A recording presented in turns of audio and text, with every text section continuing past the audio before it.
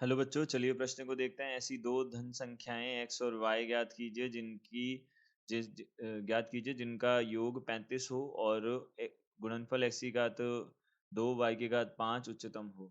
तो देखिए यहाँ से हमको क्या करना है, ऐसी दो संख्याएं x और y ज्ञात करनी है जिनका योग क्या हो 35 हो और जिनका जो गुणा है वह हमारे पास कितना हो, जिनका गुणनफल x की घात 2 y की घात 5 उच्चतम हो। तो देखिए सर्वप्रथम हमने क्या किया, सर्वप्रथम हमने मुख्य अवधारणा देखी। यहाँ पे मुख्य अवधारणा क्या है, तो मुख्य अवधारणा के अनुसार यदि किसी फलन का अवकलज यदि किसी फलन का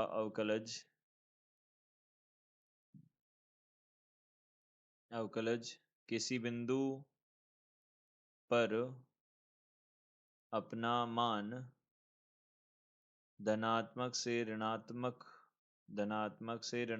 परिवर्तित करता है, धनात्मक से ऋणात्मक परिवर्तित करता है,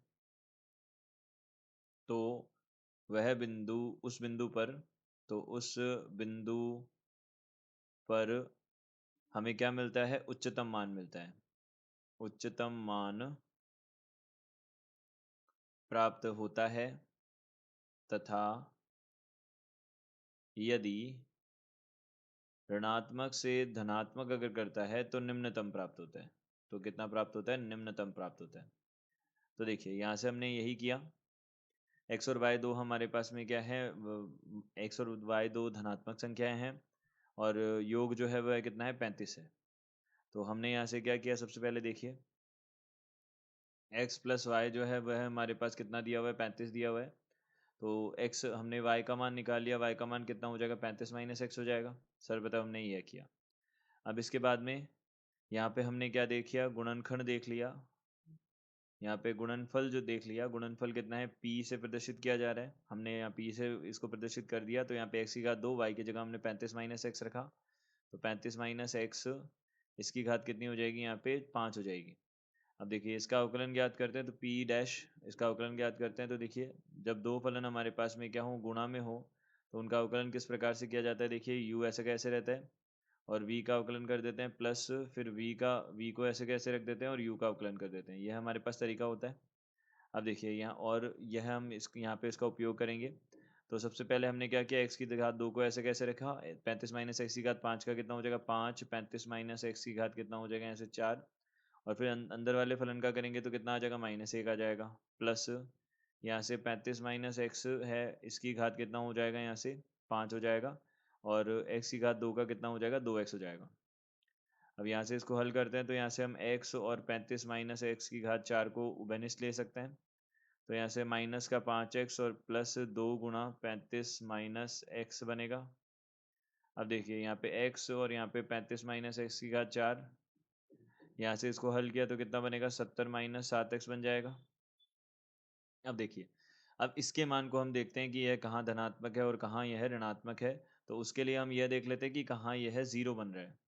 तो सबसे पहले मैंने इसको यहाँ पे जीरो कर दिया। तो x 35 माइनस एक्स की घात 4 और 70 माइनस 7x, इसको जीरो किया। तो x के मान क्या क्या मिल जाएंगे, एक तो x का मान 0 मिल जाएगा, एक x का मान कितना मिल जाएगा, 35 मिल जाएगा, और एक x का मान कितना मिल जाएगा, 10 मिल जाएगा। ये तीन मान मिलेंगे। अब इन तीनों मानों पे हमको देखना है कि किन किन अंतराल में यह कैसे धनात्मक से ऋणात्मक कहाँ जा रहा है। तो 0, 10 और 35। अब देखिए हमारे पास p डैश जो है वह किसके बराबर है, x गुणा 35 माइनस एक्स की घात 4 और गुणा 70 माइनस 7x है। तो 7 को हम बाहर ले सकते हैं और यहाँ पे 10 माइनस एक्स को लिख सकते हैं ऐसे। तो अब देखिए हमने देखा सबसे पहले, यदि x का मान क्या हो, 35 से बड़ा हो। तो 35 से बड़ा होने पर यहाँ हमारी सारी जो मान है वह देखिए ये तो हमेशा ही धनात्मक रहेगा 35। तो यहाँ पे देखिए यहाँ पे हमारे पास में यह धनात्मक होगा। और यह वाला मान जब हम 35 से बड़ा मान रखेंगे तो यह क्या हो जाएगा, यह ऋणात्मक हो जाएगा, यह धनात्मक हो जाएगा। तो देखिए धनात्मक ऋणात्मक, और यह तो हमारे पास धनात्मक ही है। तो यह हमारे पास क्या हो जाएगा, कुल हमको क्या मिल जाएगा, ये ऋणात्मक मान मिल जाएगा। तो यहाँ से हमने बोला कि यह क्या हो जाएगा, ऋणात्मक मान होगा।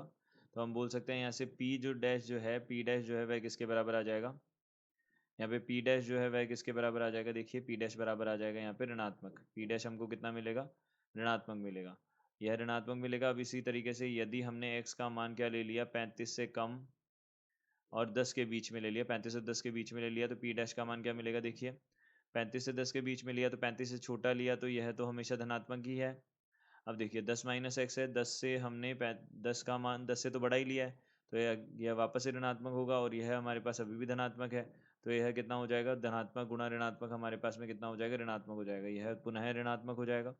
अब इसके बाद में हमने यदि यही मान हमने क्या ले लिया, x का मान 10 से 0 से 10 के बीच में ले लिया, तो देखिए 0 से अगर 10 के बीच में ले लिया तो p डैश जो है वह कितना हो जाएगा, 0 से 10 के बीच में ले लिया तो यह हमारे पास कितना हो जाएगा, 0 से 10 के बीच में लिया है, धनात्मक हो जाएगा, यह तो हमेशा धनात्मक है ही है और यह भी हमेशा धनात्मक हो जाएगा, तो ये तीनों ही धनात्मक, तो हमको यह मान कितना हो जाएगा, धनात्मक मिल जाएगा।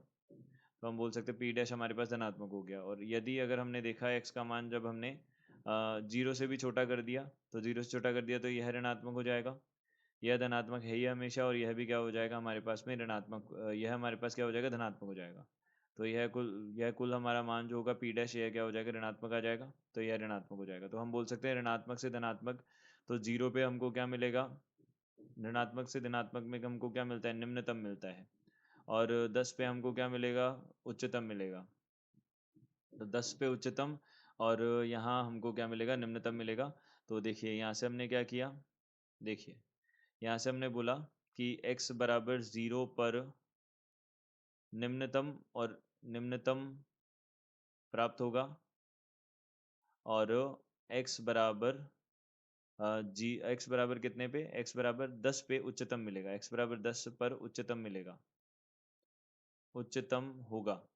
तो x का मान अगर 10 है, उस पे उच्चतम है, तो x का मान अगर 10 है तो y का मान कितना हो जाएगा हमारे पास में, देखिए y का मान हमारे पास कितना था, 35 माइनस एक्स था, तो यहाँ से कितना हो जाएगा, 25 हो जाएगा।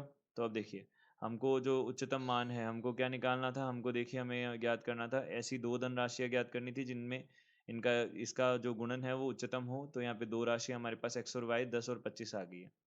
तो दिए गए प्रश्न का उत्तर यह है। आशा करते हैं आपको समझ आया होगा। धन्यवाद।